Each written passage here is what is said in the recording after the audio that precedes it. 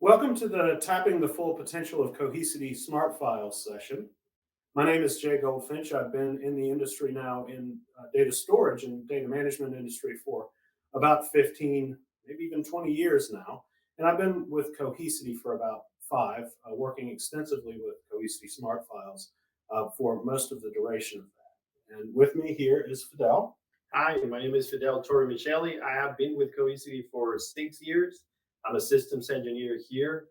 I was a two-time Cohesity customer, and we're really excited to show you the full potential of SmartFile.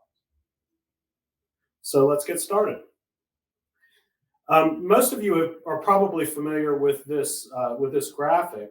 We're going to focus a lot today on how this applies to file and objects storage and management services. So, in a lot of cases, you may be looking at a performance optimized array for your workloads. But if you are using workloads that require a lot of data management, an enormous number of volumes. If you're looking at a more traditional system or specific archive requirements, if you're looking for very large numbers of snapshots.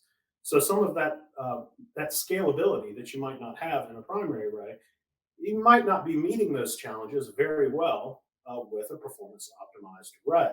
And so that's what we're here to talk about today, the bottom half of this iceberg and how it applies to file and object storage services and management services. So this is really where we are a very good fit and where we can help you out quite a bit. So Fidel, would you like to elaborate on that?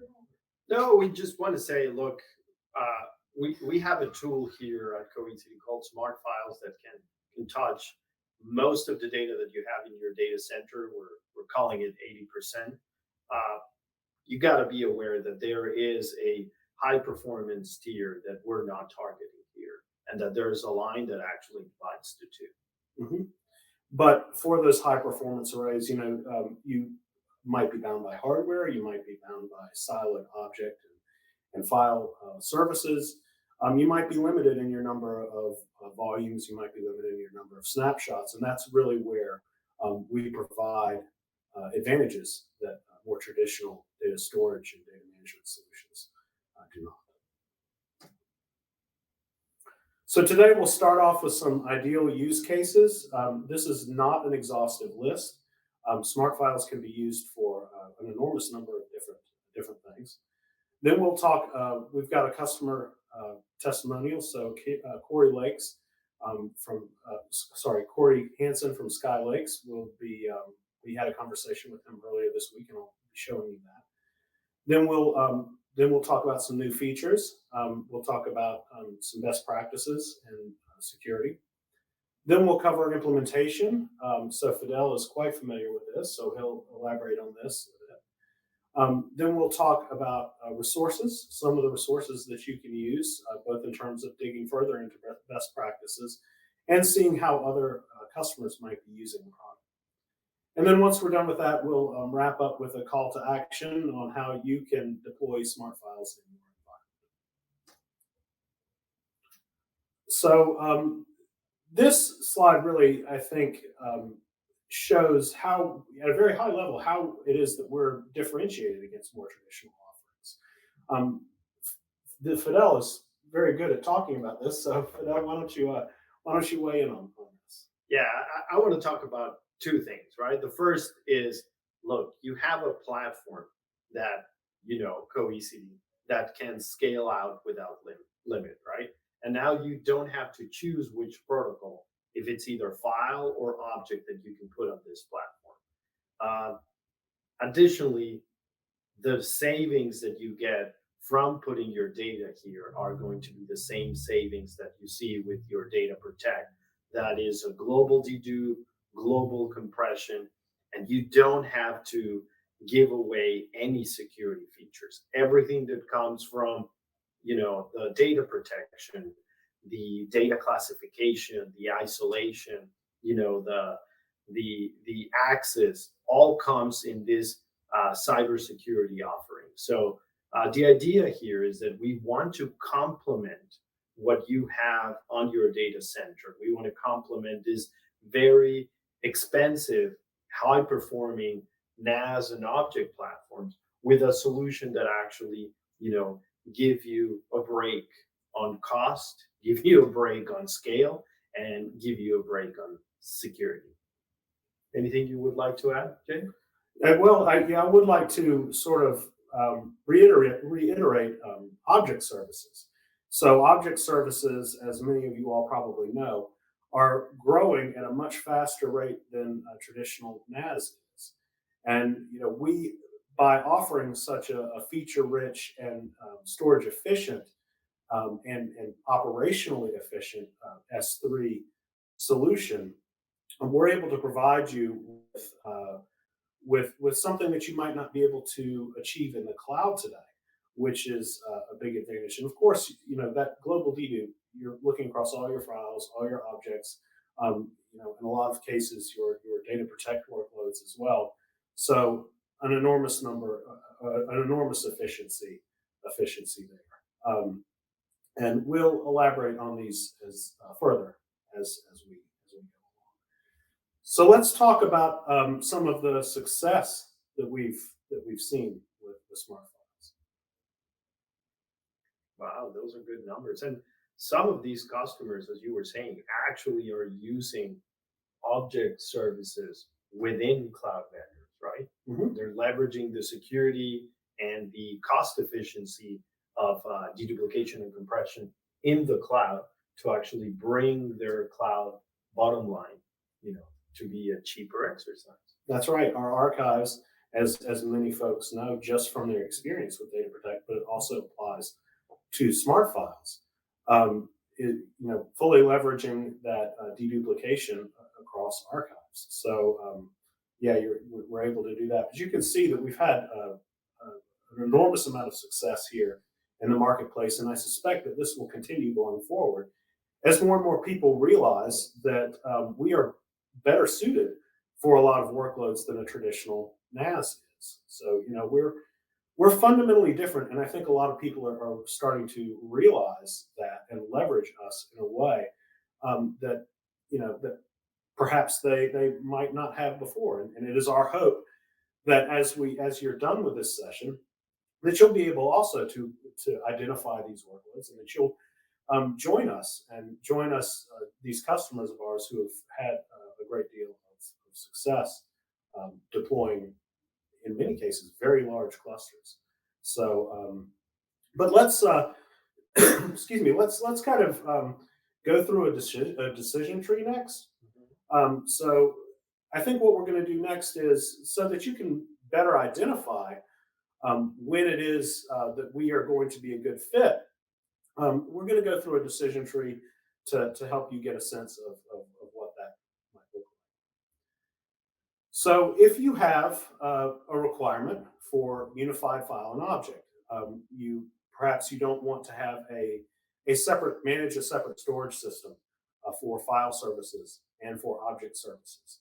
And in addition to those different systems, all of the different bolt-ons that may go onto that in order to protect those workloads, in order to manage those workloads.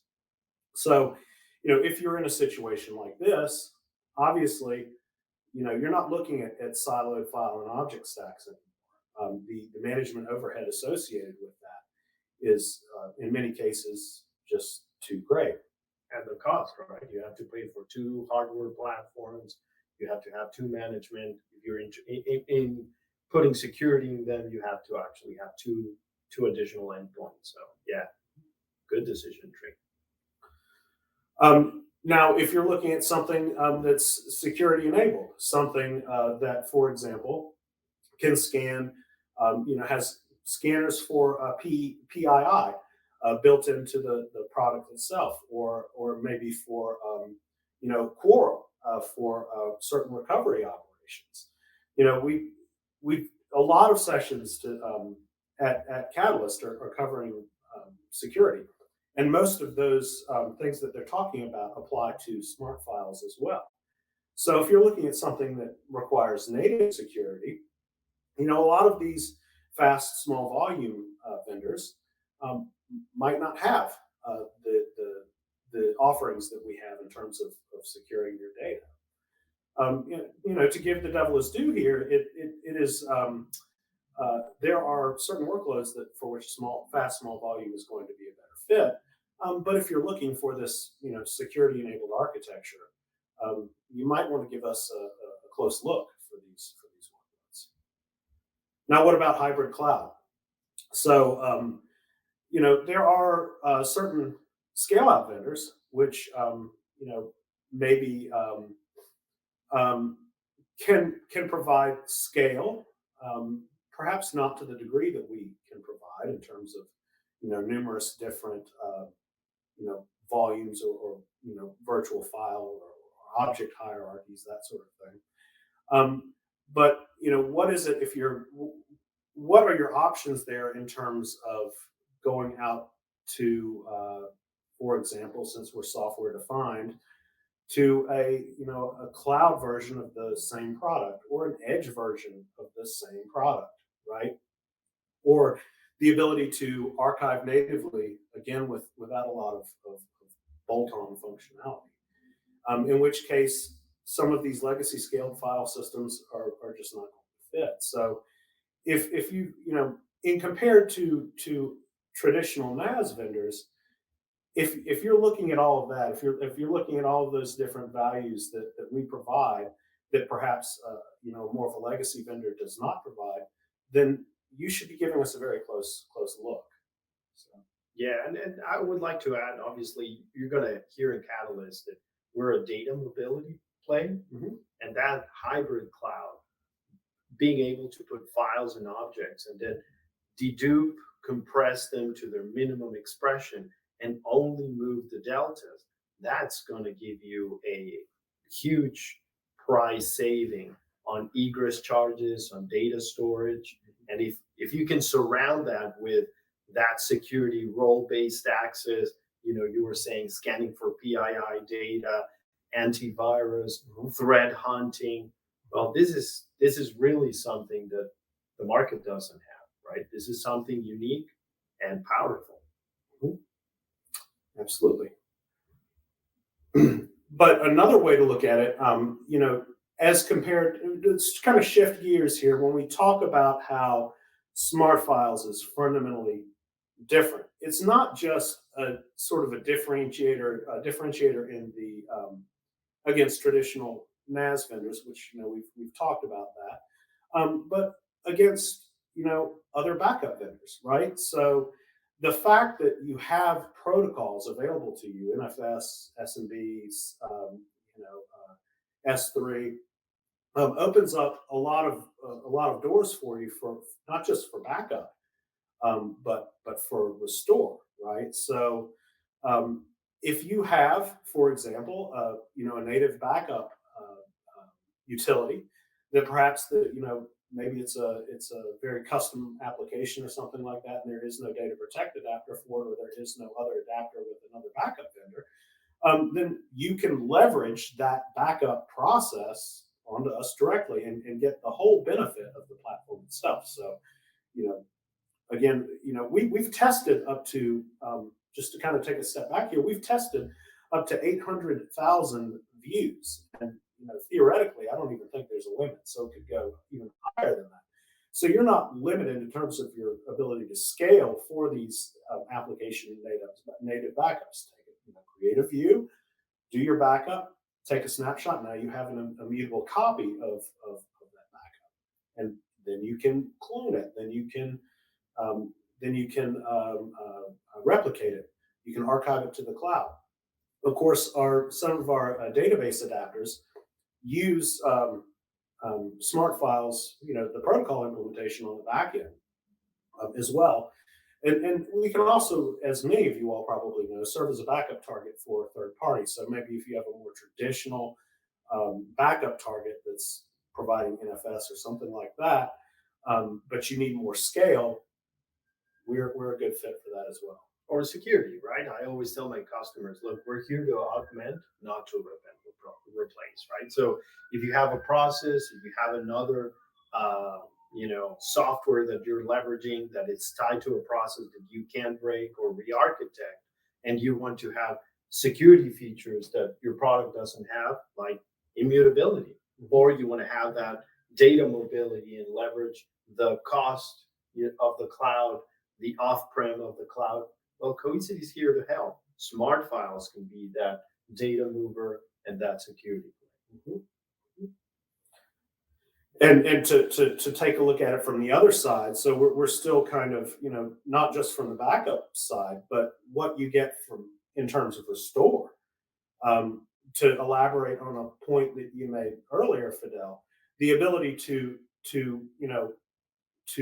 replicate to I don't know, a cloud, an instance running in the cloud, and then use some of the ephemeral compute resources to go available to you in the cloud to go and look through that data and analyze that data.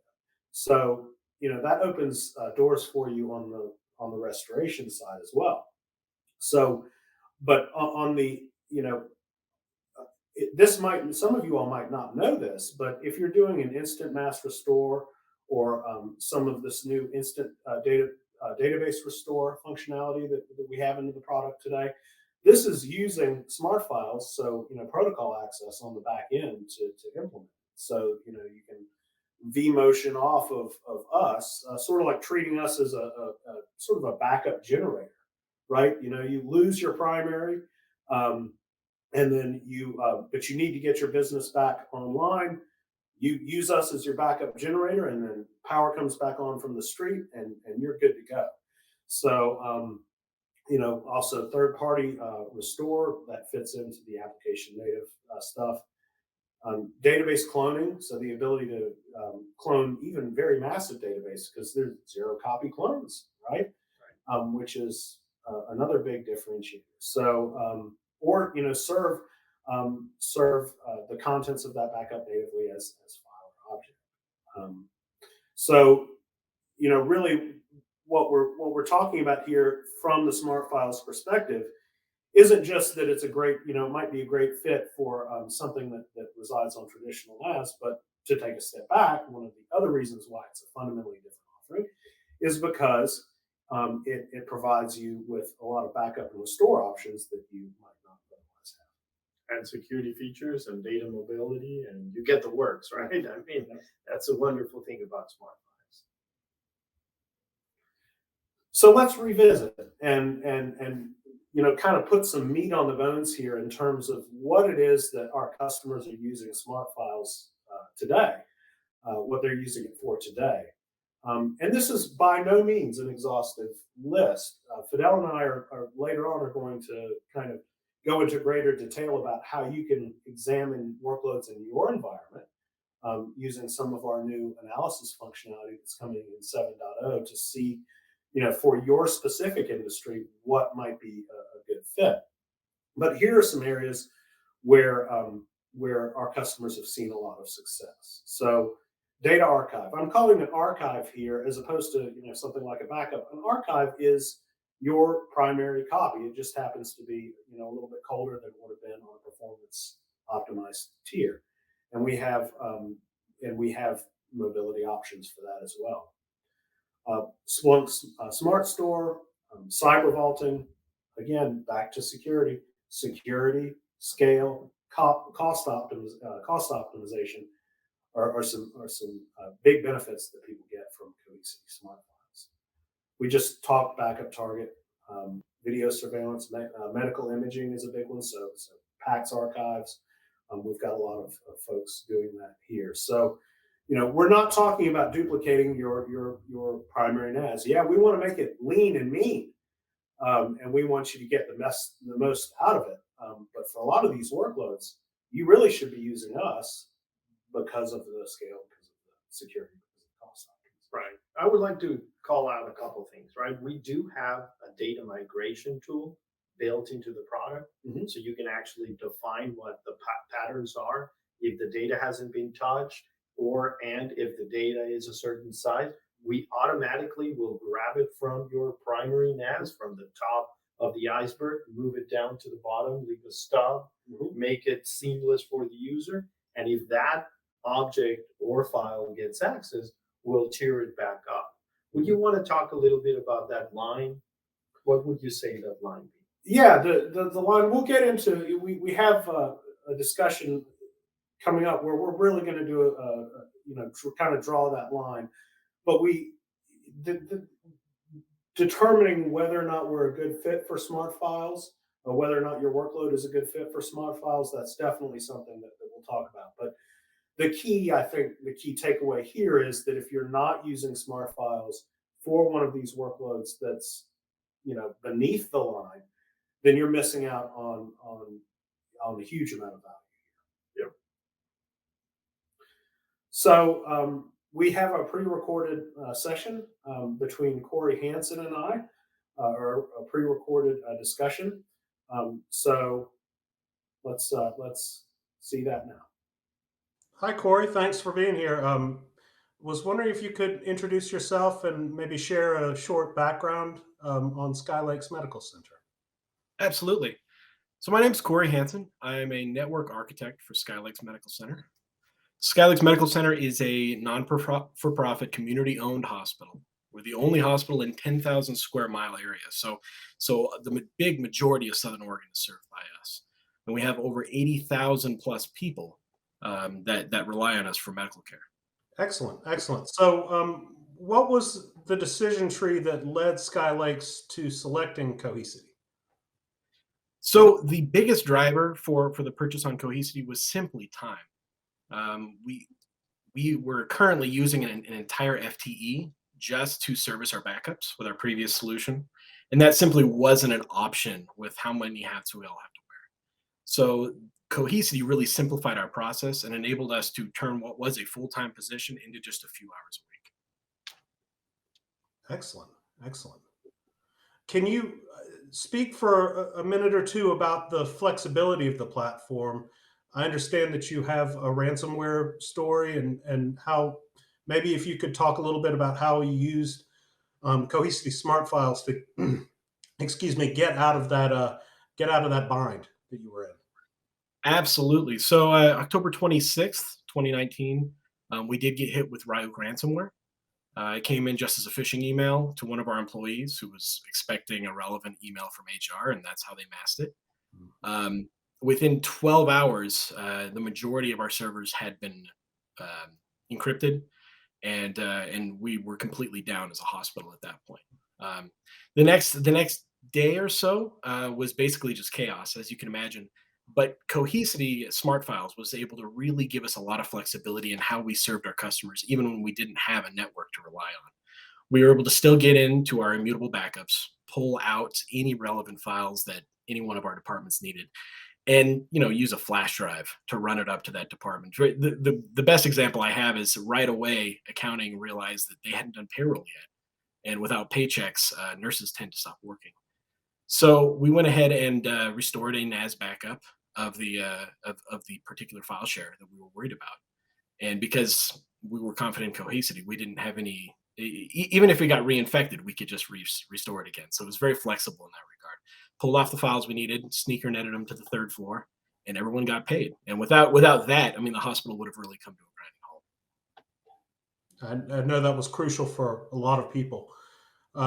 What has your overall experience been with Cohesity and with SmartFiles in particular? SmartFiles, I mean, flexibility is the word, right? SmartFiles really gives us the opportunity to very quickly, rapidly spin up SMB or NFS shares as needed. A good example for me would be anytime I'm in a vendor call where they need a UNC path to a particular file share. I normally have it built and ready for them before the PM thinks to ask me what the timeline might be. So having that flexibility to just immediately access any a brand new share or even existing shares. I mean, being able to clone an existing share instantly and be able to run tests on that. We've all had to run an ACL PowerShell script to change file permissions inside a file share, right? It's a pain, but we all have to do it sometimes. Being able to test that on your live data in parallel is really powerful. And so we just, without SmartFiles, we'd lose a lot of what we've come to rely on today for flexibility. So in what other ways has Cohesity had a direct impact on your business? How has it mitigated risk? Well, we've talked about a little bit about ransomware, but risk, generally, how has it sped your recovery times? How has it reduced your time spent managing backups? It sounds like it has done a pretty significant job of doing that. Can you elaborate on that? Absolutely. I'm lucky enough to not have had to use my previous solution. I got hired right when we had purchased Cohesity. In fact, one of my first tasks was to unbox the Cohesity nodes. So I definitely dodged a bullet there because the previous solution would take, I mean, anywhere from 12 to 24 hours, depending on what you were trying to do, just to restore a single server. It was just nightmarishly slow. And so Cohesity has really changed the game and how we even think about backups. I mean, I can spin up a restore in less than 5 minutes and have direct access to that VM. So I've had, I don't know how many conversations I've had with vendors and partners where we're trying to solve a problem, and it's just an immediate option to say, why don't we just recover it from 2 weeks ago and see what it looks like? And that just blows their minds just about every time I do it because that flexibility just isn't offered in most other solutions. Powerful stuff. Thank you, Corey. I appreciate your time today, and I hope you have a pleasant remainder of your day. Hey, you as well. Thank you.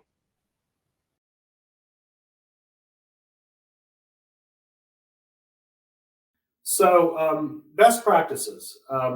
Let's talk about how you can optimize smart files in your current environment. First thing I would say is separate your known and unknown profiles. So if you have, for example, a file services workload where somebody might be copying an enormous amount of data to it, and that might impact your backup SLAs, then you might want to consider putting it on a separate cluster. This is something that you should probably work with your SE on. Um, I know Fidel has some experience with customers who are using a single cluster for both. So that's not at all outside the realm of possibility, but it is something that's worth considering, particularly with file services because of their less predictable nature. I would say that this is not something that has to do with protocol, right? So the fact that you might be using, the fact that you might be using a protocol to back something up, it's still a backup, right? In which case, you're not really looking at something that is unpredictable. If you're, I don't know, an RMAN dump target for an Oracle database or something like that, that's a predictable, known workload. This is mostly differentiating, file services. Basically, you're trying to understand within the cluster limited resources if you're overutilizing those resources at a particular time, and that's the predictability path, right? So if I'm running my backups and at the same time my DBAs are dumping these huge data Oracle database, that might require a separate cluster just to meet our SLAs, right? And those are the things that we want you guys to think about, right? How much is too much? Yep. Another something I would say is compress and dedupe appropriate workloads. So if you have a data set that's compressed or it's encrypted, if you really stop to think about it, compression and encryption are kind of the same thing in the sense that they're removing duplicate patterns from data, which of course means if there are no duplicate patterns in the data, then deduplication is not going to do a whole lot, and neither will compression. So if you have a workload that's, for example, if you are using us as a target post render, you're putting the rendered video on us, which is perfectly fine, after it's rendered. But that video is already compressed. Then you might not want to enable deduplication and compression in the storage domain that's hosting that data, simply because it will exhaust flash capacity trying to store fingerprints. So use dedupe and compression if for those workloads for which it's a good. And honestly, it's very easy. All you have to do is create a new storage domain, remove compression, deduplication, create a view, which could be an object store or a file system, and just label it no compression, no deduplication, and then just make sure that you're targeting that for videos, images, that kind of stuff. Remember, the resources in the cluster are limited. We want to preserve as much as we can. One cool thing that you said about flash capacity, you have the capability of tagging and putting things on a view and tagging them to flash. So you want that flash tier free so you can hold more objects.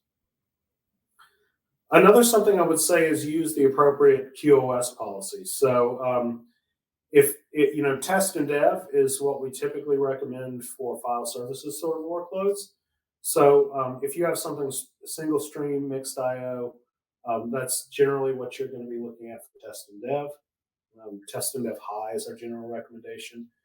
And if you have a sequential multi-stream workload, something like a dump, database dump, that sort of thing, you're probably going to be looking at more of a backup target QoS configuration. So, and consider, right? If everybody can go on the fast lane is going to be crowded. Mm-hmm. So you got to select the right QoS policy, and you want to make sure that you differentiate between what is important and what can take a little bit longer. And that way the platform can adjust and can work for you. And view templates, which is a sort of a new feature. I'm not sure which release that came out in, but it's 6.6, yes. Yeah. Mm-hmm. View templates has been quite helpful in this regard as well, because it'll automatically configure some of these attributes for you. So. Right. One thing that we learned is that we didn't have the proper guardrails, and we wanted to make real easy one button selection decision. You select the template for the workload that you're doing, and you're done. You don't have to fine tune anything behind that. Mm-hmm. Configuring multiple client threads. So this is something, for each application, you're going to have a different sort of configuration. But this is, I would say, especially for dumps, this is going to be something that's universally true. You're always going to want to look into our product documentation, the application vendor's product documentation, to get a sense of how many client threads you're going to want for your optimal amount of throughput. In some cases, you're going to want to be targeting, multiple nodes inside of the Cohesity cluster. So we're not trying to be prescriptive here in terms of telling you exactly how many client threads you're going to need, but you should be aware of it as a consideration when using SmartFiles. Right. Distributed architecture or scale-out architecture does have multiple endpoints, and you have to be aware that you can leverage all of those endpoints in a parallelized way. So, what is the application on the other side, either sending or receiving data from that distributed file system? Those are the considerations you want to think about, right? There's limited compute, there's limited flash and throughput per node. So you want to have, and this is one of the differences with SmartFiles, you can add more nodes and have more throughput, have more flash. So we can potentially match most of the IO profiles, right? That 80% that we discussed. Yeah, it's a scale. That's a good point. Scalability doesn't just extend in the software direction. It's not. You could have a single node cluster with, 100,000 views on it, but you could also have, and I think we do have some customers with clusters this large, 100 nodes in a cluster. So you can scale across multiple dimensions here. And when you're parallelizing your IO and you're targeting different nodes inside of the cluster, you're really leveraging the full power of the distributed architecture. Client configuration. So if you're migrating, for example, a view to us, maybe you backed us up and you clone that back up as a view, which is something people do all the time, because you want to migrate a workload, just a whole volume or whatever, to us. Then one of the ways you can do that in the most transparent manner possible is using DFS or DNS and pointing it to the new location. So you can reduce the amount of labor associated with the operation by doing that. One cool thing I would add is a data protection feature, and actually go protect it and then recover that as a Cohesity view. All you have, it will back up all the data, all the permissions, everything. And then all, as you're saying there, all you have to do is switch the DNS pointing to that file system now to point at Cohesity. And voila, you're pretty much migrated within a couple of minutes. You're certainly serving off of us now. It's serving off of a Cohesity view. Yep. Another something I would say is refer to your application and OS specific best practices. For NFS especially, there are a number of different mount options that are available to you, read, write, size, that sort of thing. So depending on your application, you're going to want to configure that appropriately. That also is, that can go into great detail depending on what your application is. DBAs in particular are a picky bunch, so they'll typically be excited about digging into that sort of thing.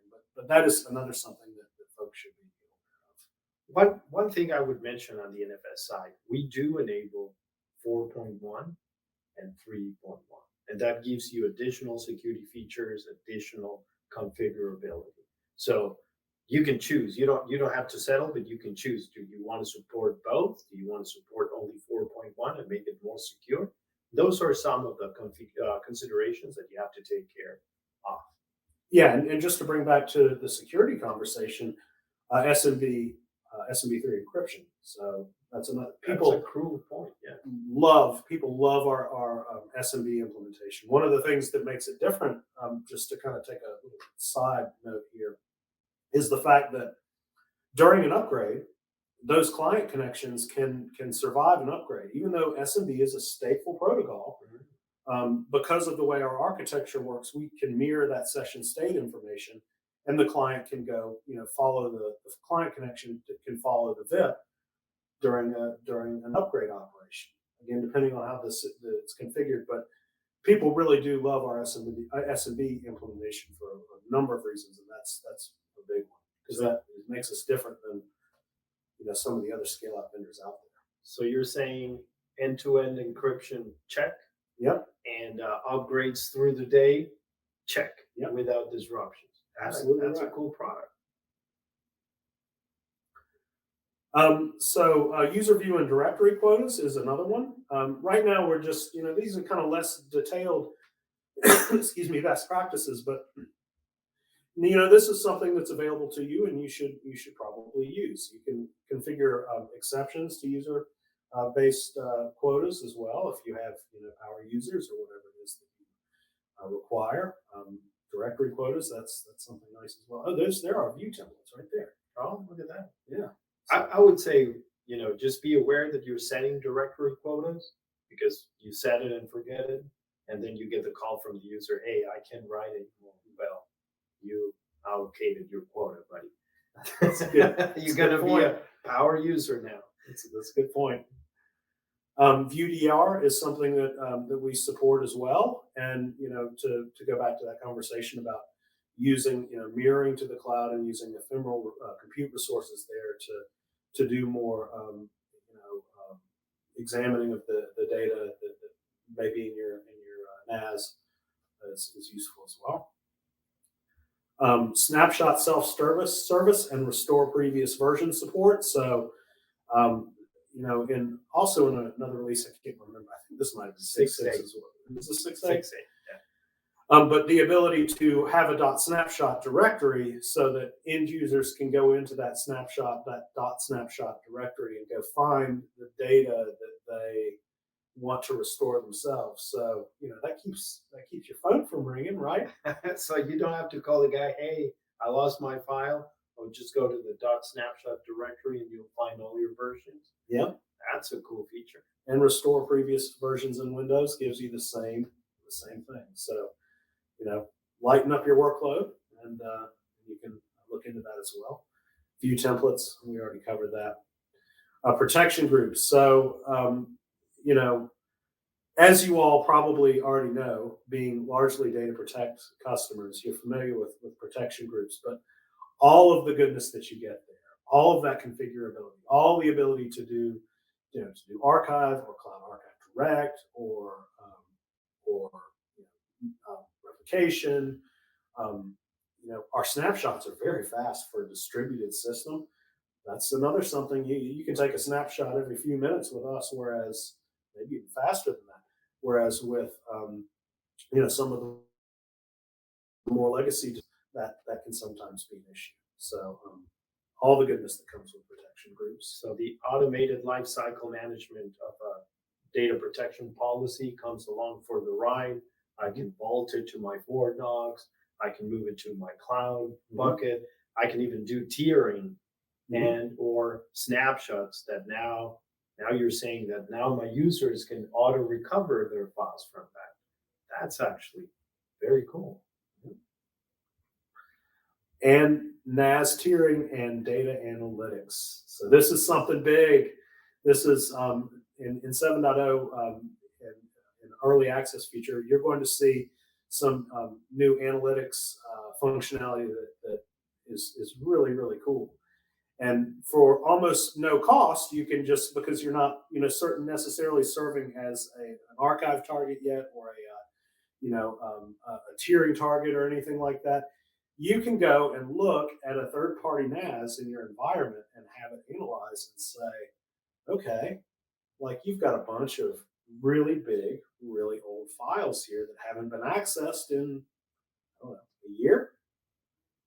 Do you really want your primary array to be consumed by this data that's not really you know doesn't benefit from being on a primary array? Or do you want to kind of cut that back and get the most out of your primary array, which is, a lot of these primary arrays are awesome, and so you want to keep them lean and mean, right? You want to keep that data in a position where we can archive it, we can keep track of it, we can manage the data there, but you're freeing up all that capacity. Yeah, one thing I would say on that is that if you're protecting the data from your primary array and now you're using tiering, the deduplication will make the two the same. So now you can serve basically your backup and tier it as you wish. If I want to archive a month old or 15 days old, this is great for hospitals and medical applications where a lot of the imaging is very timely needed, and then it just has to go to the file, and to keep those file systems lean and mean. You're already paying for the data protection. This is actually gravy on top. Great point. Oh, security. So data lock, file data lock, and coming, I think, in 7.0, object data lock, which we'll cover in a little bit, but comes in a couple flavors here. I'm sure you have some experience here. You want to kind of tell us about file data lock? And yeah, we have some applications where you have an instrument that is doing some sort of dump from a bioengineering firm, and you want to have that file or that data untouched for a period of time while you're doing your FAA or FDA trial. And this is what actually file data lock does, right? You can actually say the data that lands here is going to be logged for a particular amount of time. So this is actually solving a lot of problems for our customers that have these legal hold requirements before or after those files are created. This is a very simple set it and forget it feature. SEC compliance as well. Oh, good point. And just general security, if you wish to have it, or legal hold. That's another one. I didn't list that on the slide here, but it's another big one. The ability to hold data and actually delegate responsibility to, a legal, arbiter on the system, essentially, who can maintain responsibility for that data. Right. Fort Knox. So, I'm sure you guys are getting, hammered with other security discussions in Catalyst, but that applies to Fort Knox applies to SmartFiles as well. So the ability to go off and vault and have sort of a virtual air gap with the ability to quorum ability and all of that. So that security is increasingly valuable these days, given the what we've seen. I mean, we're broadcasting here from North Carolina, so we were hit with the pipeline incident a while back, and and so it's these things matter. It's good to keep that in mind. And if anything, you can go back to your cyber insurance policy and say, air gap, check. Mm-hmm. So ransomware detection, the ability to go and see, to go and identify ransomware using some of these SaaS-based offerings that we have. And also apply to smart files. So the idea here is that when ransomware hits, we will detect. We have machine learning algorithms that learn the trends of your view and actually can tell you if, hey, something is off trend here, and there are some changes that are not typical, and you are seeing or witnessing a ransomware attack. Two things I will mention that I always tells my customers. Look, it's very important to differentiate, obviously, when you're having the attack, hey, there's a problem here, but also what good data looks like and what bad data looks like, because we have a flexible recovery model that actually can put only the good data back, or we can clone and recover everything, right? So you don't have to lose. The problem with ransomware is that people will scrap the data that they created during that time. And this is not that, right? You can choose what data to recover in a flexible way. And as I said, you know what good data looks like and what bad data looks like. So the ability to detect entropy changes in the data. Yeah, exactly. In-flight encryption, we already talked a little bit about that with SMB3, obviously protocol, but also between encrypted storage domains. So that's something we have as well. Immutable snapshots. So once you take a snapshot, the contents of that snapshot are from the client's perspective immutable. You can go and clone. You can create a mutable copy by cloning it. But those bits of data are locked in place with the snapshot. Yeah, that's data lock. The goodness of data lock on the data protect side applies to our SmartFiles snapshots. Cloud Archive and Cloud Archive Direct. We've talked, I think I'd say a bit about that already. So IP allow and deny lists. Most of you all are probably already familiar with this, but like a mount options, or like export options with NFS, you can tell, but it extends also to to S3 and SMB, which maybe other vendors don't offer. I'm not sure, but the ability to allow or deny certain. So this is very cool, because actually you're allowing or denying access to all protocols from specific IPs. So you can hone in into which IPs can talk to the share or bucket, and then you have the protocol authentication. So which user coming from which IP. This actually narrows down and tightens that security around your access control for your data. Yep. So another tool in your security toolbox. An on-box or on-cluster antivirus. So our app infrastructure allows you to run applications, including antivirus on the cluster itself, or you can use an external provider. So we support ICAP. That means that you can plug in your ICAP, or you can run the antivirus directly from the box, right? Audit logging, big one. So the ability to see who is doing what to different files, and we have applications that can hook into that and give you a visual display of your audit logs. Your audit logs are also on our platform, are stored in JSON format. So you can go and if you're savvy with scripting and that sort of thing, it makes it pretty easy to go with the audit logs logs here, with the automated process yourself. So, This is one of the things that we're implementing when we're talking with security tools, additional seams like the Palos and the CrowdStrikes. These are the audits that, the logging that we're implementing them there so they can see any changes to the files or any access to the files. So, security is a team sport. very handy. Protocol permissions, you all probably know this already if you're familiar with NFS, but the ability to, limit who has root access and what user they should be mapped to. Most people should probably be familiar with this if you know NFS already. If you don't, then it might not be interesting to you, but we do offer that as well. Mixed protocol, I did put a note here to avoid native mode.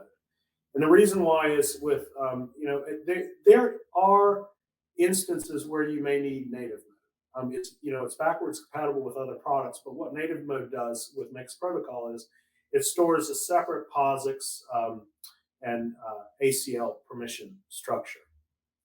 Whereas, with other modes, it either will store it as an ACL, and then, if an NFS request comes in, it'll map it to POSIX permissions, or it'll store, one or the other. But in this case, with native mode, you're storing both. So, I would say that generally, unless you have a compelling reason, and it's fine if you do have a compelling reason, you should just be aware of it.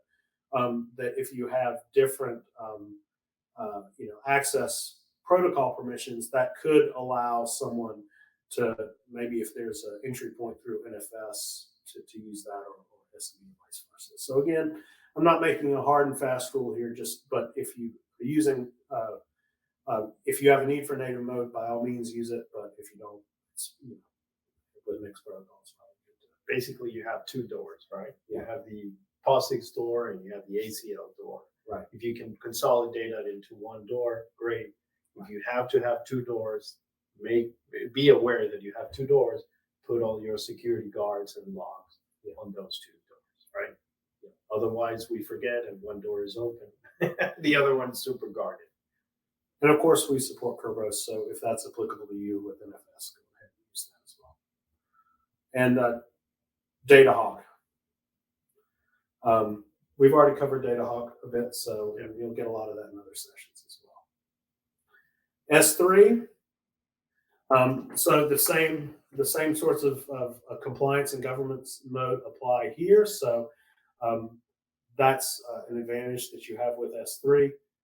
With S3 Lifecycle, which is coming in 7.0, you have the ability to go and automatically age out data, which is a good cost saving measure for you as well.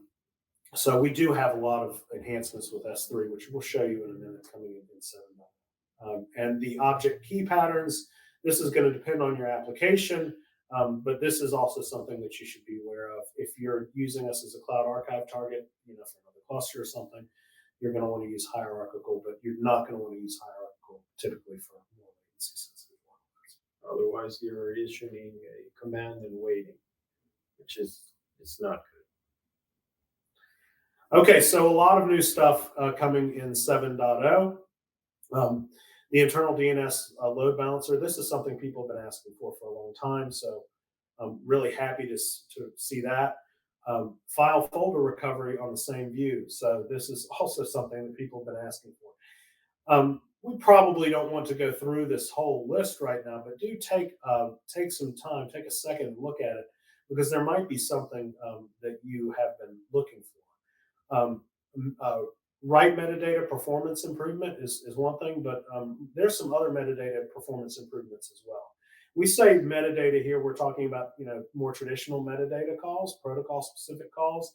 With SmartFiles and with Cohesity more broadly, you're getting far more rich data, metadata than you would get with a more of a sort of a legacy metadata call. So, I guess one thing we did invest a lot in is the object services. That is why it's central to this.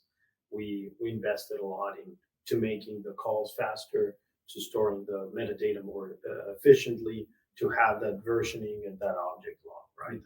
So that gives you the same level of controls and security that you have in the cloud vendors using the same, S3 protocol now on-prem. Mhm. I would like to call out, obviously, the higher erasure coatings. Mhm. Those numbers blew my mind. So if you go to a 16:4, how much usable overall percentage you say you're getting?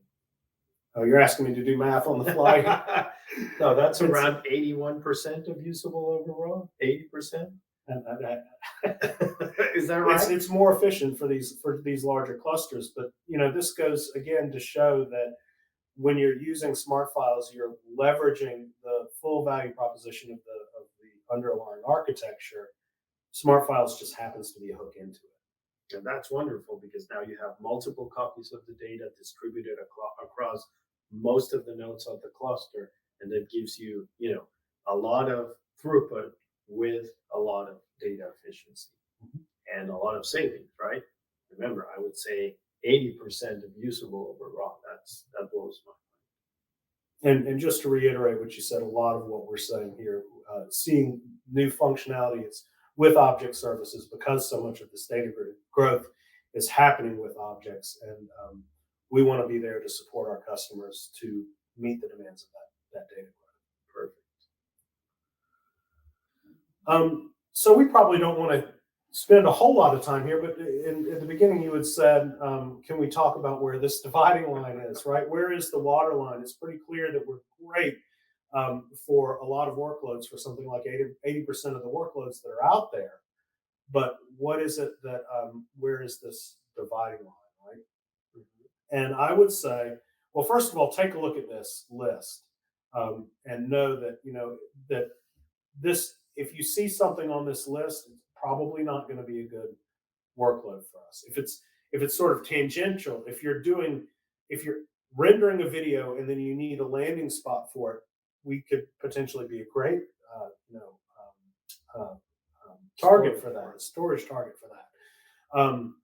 So don't think of this in terms of just the words here or the specific applications. Think about the fact that if you're looking for high IOPS and low latency, you're probably better off with a vendor that's targeting that workload. So just to give you a sense of what in my experience that looks like.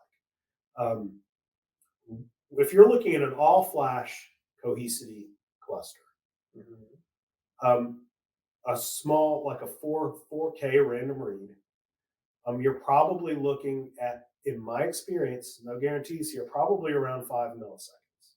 So faster than spinning media, but slower than a performance optimized flash array. So some of those guys can hit a millisecond or 800 mics or whatever. Right. So you're not going to hit that with us. With an all flash Cohesity, you're probably looking at about 5.